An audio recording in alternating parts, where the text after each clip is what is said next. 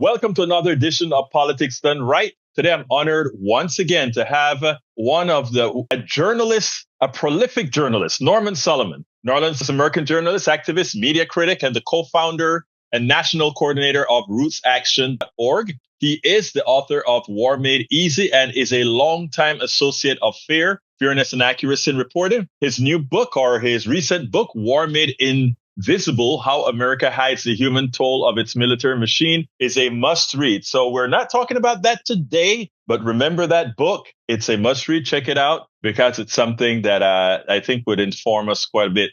One of the reasons, first of all, welcome, Solomon. How are you doing today? Thank you, Egberto. Glad to be with you again. Now, look, Norman, let me just say this. I follow your work. You know that I also, everything that I can get from you, I try to help flood the zone on the internet with it because you're a prolific writer and you see things that many don't see. Recently, you wrote an article that I found on Common Dreams. And the title of that article is Establishment Democrats Are Blowing the Fight Against a Fascist Trump. Why did you write that, first of all? I think I have an idea, but why did you write that? Well, as the saying goes, the goalposts keep moving, and it's a human characteristic, but also a basically political one. We get into denial, and a repressive regime becomes normalized, and what seems absolutely outrageous one month, the next month can seem like, oh, well, that's just the usual. That is so pernicious, so dangerous, and a way in which, as Jason Stanley, the author of the book, How Fascism Works, the way in which fascism works. It incrementally, and this is apocryphal, doesn't actually happen, the frog that boils a degree at a time in the pot and does not jump out. We need to be very clear that what's happening is an autocracy moving toward, not there yet, but moving toward dictatorship. And so when the Democratic Party as a whole engages in business as usual, they need to friggin' wake up. And it won't come from inside the officials of the party. It won't come from the apparatus of the Democratic National Committee. It's got to come from the grassroots. We have to say, and it is true, the Democratic Party is the only electoral apparatus that can stop this march towards fascism through the MAGA Republican Party. Now, you use one of Reverend Martin Luther King's phrases, the paralysis of analysis. How do you see that playing a part in what we're doing, what we're seeing in the Democratic Party today? It's understandable but dangerous that we often simply can slide into reading about it, talking about it, having a sort of the spectator role in trying to understand, which is necessary but insufficient. We can contemplate the political navel till the cows come home, to mix metaphors, but we have to not only analyze, we have to take action, we have to organize. The right wing has done that for decades. They haven't simply analyzed and they haven't simply parsed the nuances of politics. They've been planning and organizing for the long haul. And while progressives certainly have been engaged in such a process, we cannot simply rely on, as good as the material might be that we read and listen to and see. That's the basis, the foundation that we build on, but it's not enough. We've got to keep pushing, and we have to keep insisting that our political and social institutions fight back against this reactionary, tremendously damaging regime. Now, it is interesting because a lot of folks back in the 90s, I think it was, gave President Clinton a lot of kudos for winning 2 terms, as, probably 2 terms that he was unlikely to win. And, I always took exception to, please, let's remember that Clinton, I don't think ever got the majority, like Trump, never got the majority of the vote. He did a famous thing known as triangulation. And to some extent, I believe triangulation and neoliberalism has really been a detriment to the Democratic Party because they've simply done enough to win and not enough to win hearts. Your thoughts? They've done enough to win the White House sometimes, Clinton and Obama and Biden once, but they have not done enough to retain power in the state legislatures or to retain the Congress. And the point about Bill Clinton, among others, that's very important is that, yes, he got reelected, but the party tanked. Yes, Obama got reelected, but the party tanked. You did something great in your article. Tell us a little bit about how badly that this tanking is about. What did we lose? In as much as Obama won two things, what happened around the country? Well, around the country, the state legislatures had a loss of 30 chambers by the Democrats. And the Republican proportion of power during those 8 Obama years went from about 45% to 55%. So by the time the 2020 census came around, which then is the basis for reapportionment, the Republicans had a hammerlock on so many state legislatures and they could gerrymander. We're still suffering from that. That is the difference. That's why Republicans control the House right now. It's been such a close margin. And because the infrastructure, the down ballot races were so carried by Republicans, so you have to ask, how does that happen under Clinton, who lost the Congress in 1994 and they kept it, Republicans kept it for another dozen years. Has it happened? Well, it's a sort of a political narcissism. It's like the president takes care of the president, and that's the huge priority. And meanwhile, the DNC is just sort of a lapdog from the Oval Office, and then you have these losses down ballot. So this is a pattern where the Democratic Party, first of all, has not paid attention to rural areas. It's such a tragedy that the country vote has gone out in the rural areas. The country vote has gone to Republicans, if you chart it, in the last few decades by a huge accelerating margin.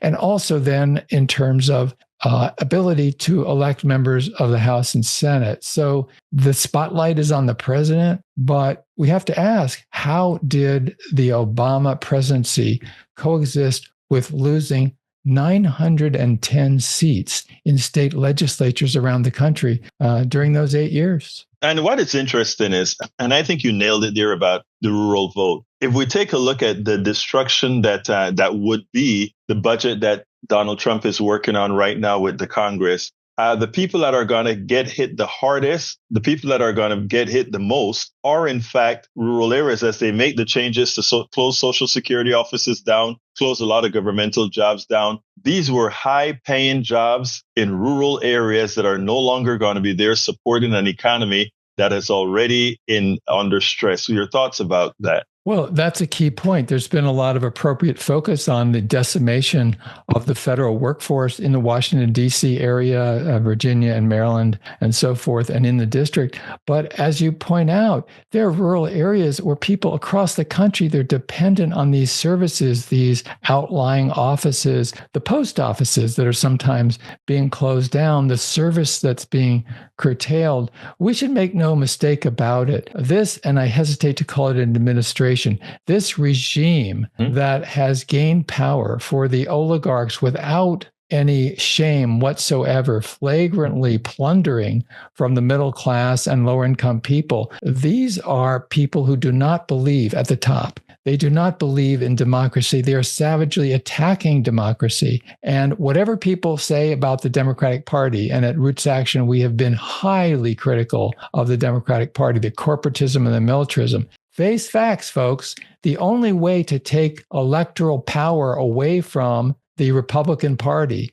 and get rid of the Republicans in Congress and their control, get rid of the Republicans controlling the White House, the only way to do it is through the Democratic Party. And so we got to face those facts and get with it. Now, when we take a look at exactly what the Trump administration is doing in their pursuit, they're following that document that we called Project 2025. And of course, Donald Trump said, I'm not really following that. And the leader of his OMB was one of the main writers of of this document. How do you feel, or how can we actually get to the people that need to hear these, the equate that Project 2025 documents with, in effect, the demise of many of the rural areas, vis-a-vis rural hospitals, rural clinics, etc., because it's already there in black and white. That politics really matters in daily lives, and a much better job needs to be done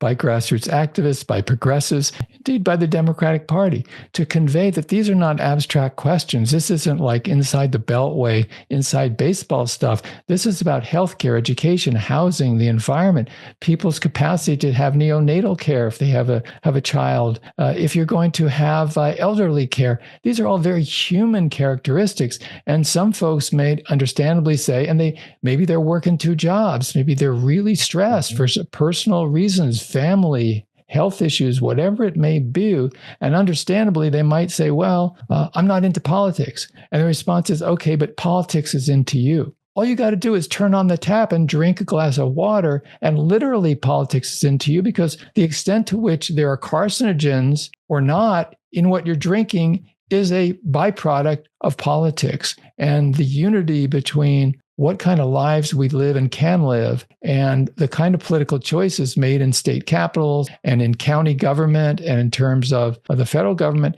those connections are highly, highly connected. And we've got to make that much more clear. Now, you made a point that it's, for me, it was highlighted when Chuck Schumer was asked whether the Republican Party is doing what they needed to do. And he said, yes, we are tanking Donald Trump's numbers. His numbers are going down, and we are doing what we're supposed to do. And he never said many of the things that you've said. He never told that audience that was listening to him on Meet the Press what he was going to do effectively for them, the bread and butter issues you wrote. But there's little evidence that this is from your article. There's little evidence that the party leadership wants significant change beyond putting themselves back into power. Midway through April, the homepage of the Democratic Party seemed like a snapshot of an institution still disconnected from the angst and anger of the electorate. A pop-up that instantly obscured all else on the screen featured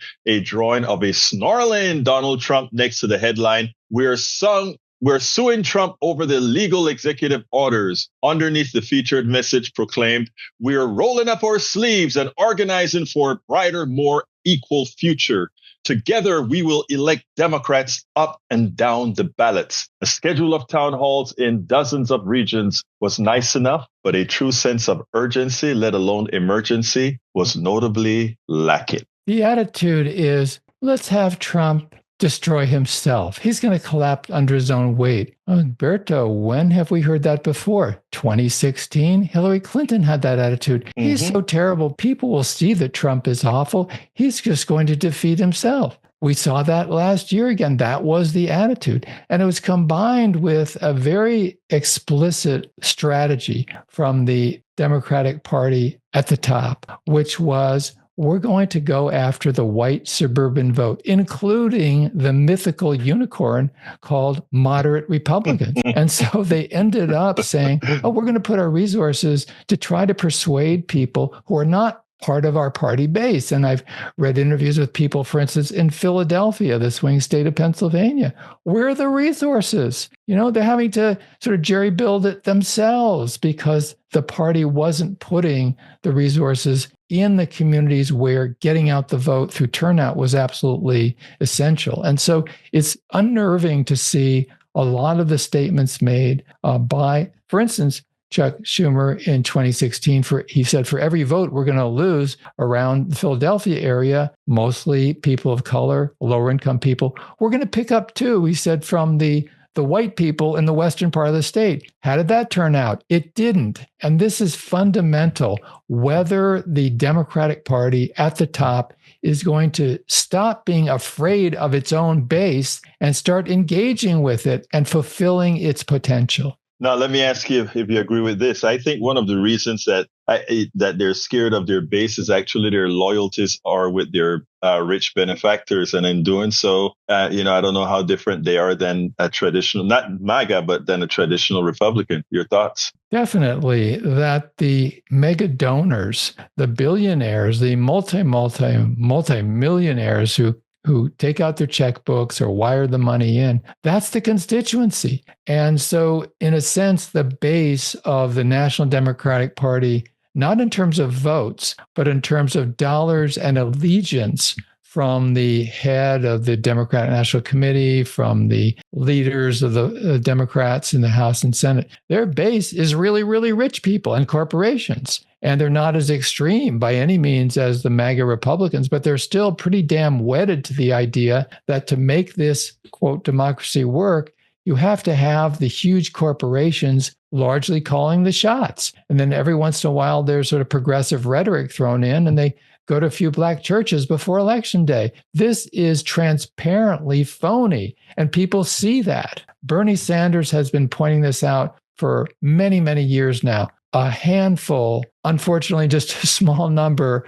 of genuine progressives in the House have been yelling from the rooftops that the party has to change. That's a necessary set of voices, but definitely not sufficient. This will not change unless you and I, everybody, many, many people listening and watching right now, and people across the country who are progressively inclined, we got to keep at it. We have to keep pushing. That means organizing inside and outside the electoral arena. And one point I would add to that is that the typical politician, and this includes liberal and unfortunately many quote unquote progressive politicians, is they see social movements as subsets of electoral campaigns for them to get elected and reelected. That's backwards. It should be the other way around. Electoral campaigns are crucial, but they're subsets. They should be within social movements, because that's the rising tide that lifts the boats of humanity. You think of everything we can be proud of in this country, for instance, women's right to vote, Social Security, Medicare, Medicaid, civil rights legislation, gay rights legislation, women's rights, abortion rights, reproductive freedom. That and so much more is all the result of people organizing at the grassroots. It was never handed down from the powerful just because they were going to be nice. Now, one of the only exciting things that I'm seeing right now is what Bernie and AOC are doing together. The old and the young coming together, and the people that are showing up are simply astounding. Nobody understands why right after an election loss, two people could capture that kind of excitement from the masses. And what's interesting about that is what you're seeing is as they are bringing the masses into the fold, you see a lot of the traditional Democrats trying to attenuate the meaning of what AOC and Bernie have accomplished thus far in exciting an otherwise group of folks that are simply disillusioned. What's your thoughts on that? There's a lot of rhetoric now from the leaders of the Democratic Party about, well, we've got to speak to the working class. And indeed, from 2020 to 2024, it's astounding. Well, it's at least shocking and disturbing how much of the working class vote the Democrats lost, in a period of a few years by not delivering, and most of all, by not fighting for the working class. And it became the bogus, phony, right-wing reactionary pseudo-populism gained the march, got the space, was able to get more and more working class votes as a result. There has been an effort, for instance, Senator Chris Murphy. Yes. Some very, very good things. Well, that's the good rhetoric. That's a good step. It remains to be seen how much in terms of program and fighting for working people will actually be coming to fruition. And as you pointed out a couple of minutes ago, the relationship to the very wealthy and the working class, for the working class, is crucial. Does the Democratic Party fight for fair, progressive taxation, for instance? I mean, a lot of this is just a marriage of very misogynist, jingoistic forces with the most greedy aspects of Wall Street and the tech industry, and that's the Republican Party now. And so will the Democratic Party really fight for fair taxation? Taxes, yes, they should be cut for low income and middle class people, and they should be jacked up for these corporations that are making out like bandits. Same thing with the extremely wealthy. So I think a lot of this battle, and why you have people like Mark Zuckerberg and Jeff Bezos sucking up literally within hours after Trump was elected last November, putting out tweets saying, "You're really great, President Trump, so much looking forward to working with you again." Well, that's very craven, to put it mildly. Yes. That is kissing the feet of a fascistic leader. Where have we read about that before? We've read about it in terms of Italy in the 20s. We've read about Mussolini. It in terms of Germany in the 30s. Yeah. We know where this leads, and we have to stop it. Well, look, I think articles like what you've written here is actually what people need to read. And one of the things that I have to say is, the thing about it is we have to flood the zone, and we have to get this in front of people. That is the biggest problem in the independent media, getting the voices out to the people who need to read it, not just our immediate circle where we're talking among each other, but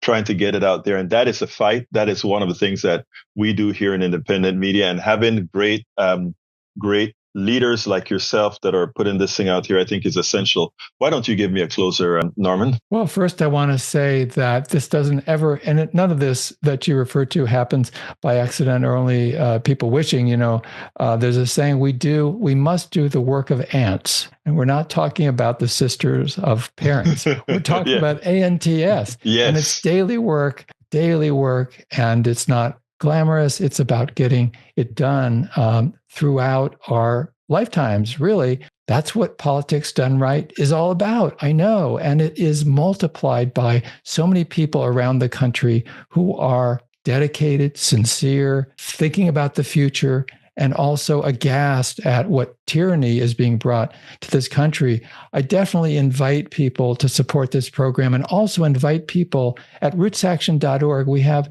now more than 1 million people who have signed up for action alerts.